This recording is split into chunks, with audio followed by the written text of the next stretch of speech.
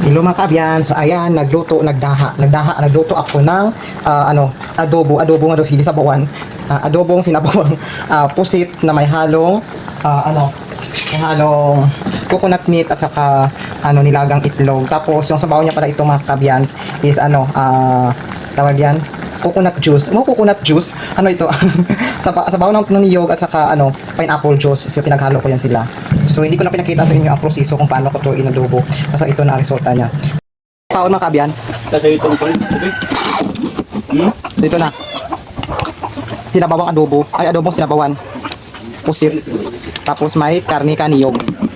Try natin. Be? Namit. Pusit gapon ng Ang karne ang niyog. Namit mga kabyans. Karne kaniyog. gamay lang pusit bakal puro niyo. So, na mga kabyans, kung magluto ka mo gamay, bakal mo pusit ay mahal. Butangin nyo na kang butong. Karne kaniyog. Coconut meat. Ano pa ba?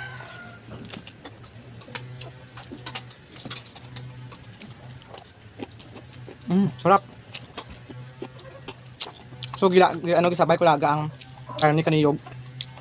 Kaya para mahigop na ang tawag na? Mahigop na ang lasa kang kapusit.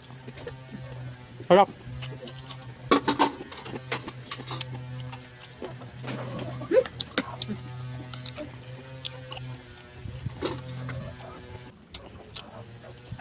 Namit ka naman kabyang. Hindi tanan nga oras ang coconut meat. Linalo lang sa mga matayin kang mga mintamis. Pwede rin pala gawing gulay.